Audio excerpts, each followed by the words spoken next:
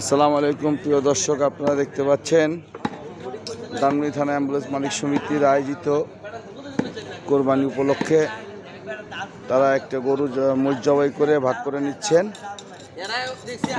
ভাগ করে নিচ্ছেন। আসলে তারা কোরবানি দেওয়ার মতো সমর্থ নাই বিদায় তারা হয়তো ৩৫ জন মালিক একসাথে একটা গরু কিনে ভাগ করে নিচ্ছেন, যাতে একটু কোরবানির দিনের গোশত খেতে পারে।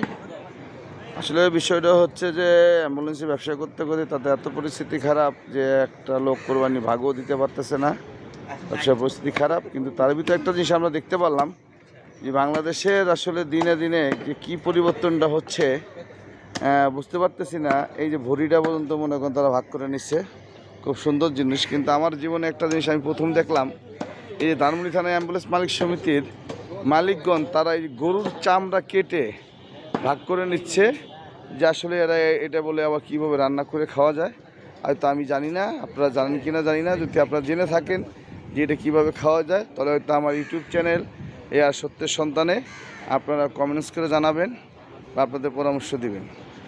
আমি প্রথম দেখলাম হয়তো কোনো জায়গায় যে গরুর চামড়া এটা রান্না করে খায়। এই ধানমন্ডি থানার অ্যাম্বুলেন্স মালিক সমিতির থেকে আমি অভিজ্ঞতাটা শিখলাম, জানতে পারলাম। ঠিক আছে,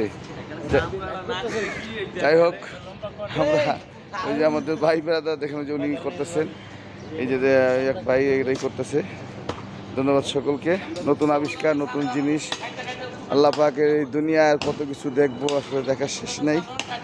যাই হোক, আমরা আশা করি আপনারা আমাদের ইউটিউব চ্যানেলটা দেখে কীভাবে রান্না করে, আপনাদের রান্নাটা আমি দেখাই দিব কীভাবে করে, তাদের থেকে আমি শিখে। সে ভালো থাকবেন, সুস্থ থাকবেন। আসসালামু আলাইকুম।